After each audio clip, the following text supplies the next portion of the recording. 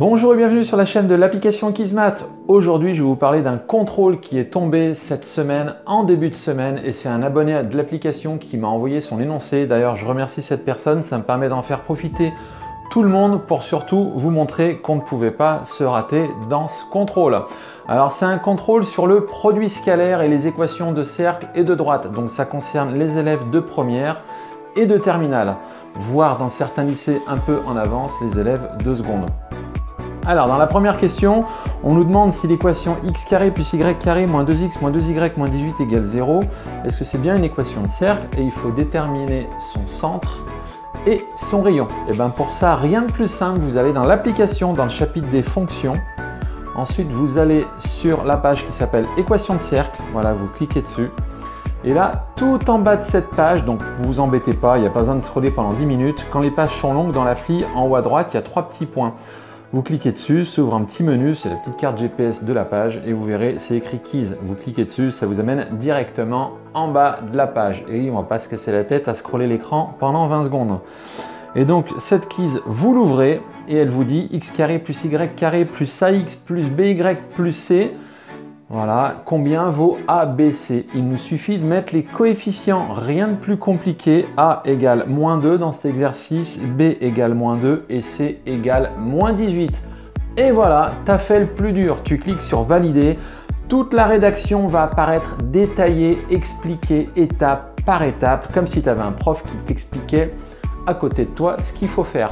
Le but, c'est que ça ne fasse pas tes devoirs, mais c'est que rapidement tu saches comment déterminer une équation de cercle et que tu apprennes rapidement la méthode sans perdre ton temps. Ça te permettra d'apprendre d'autres questions et de réviser les autres matières. Ensuite, à la question B, on nous demandait si le point A et le point B appartiennent au cercle.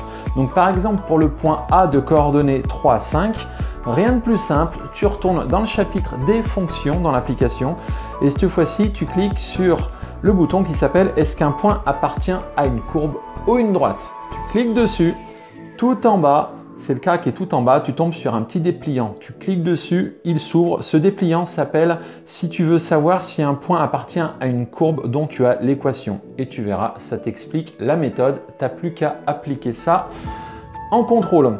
Et pour la dernière question, on nous demande de déterminer une équation de la tangente en A, par exemple, la première question.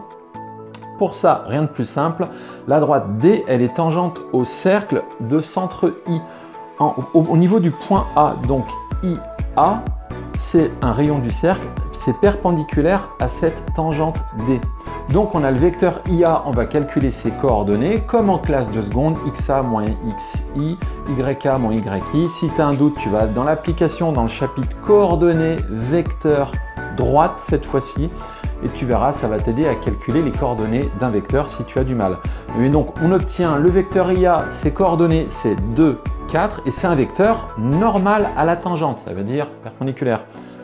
Voilà, ça se dit pas, mais c'est pareil. Donc ensuite, qu'est-ce qu'on fait? Tu es dans ce chapitre coordonnées vecteur droite, tu cliques sur déterminer l'équation d'une droite et tu verras, tu tombes sur plein de keys, c'est la 4e. Si tu sais compter jusqu'à 4, tu devrais t'en sortir. Cette keys s'appelle, si tu veux déterminer l'équation d'une droite D qui passe par un point que tu connais et que tu connais également un vecteur normal de cette droite. Tu ouvres cette keys, tu remplis, tu réponds les questions, tu remplis la keys, tu cliques sur valider et tu te laisses guider et c'est gagné. Avec l'application Kismat, on ne bloque plus, c'est fini.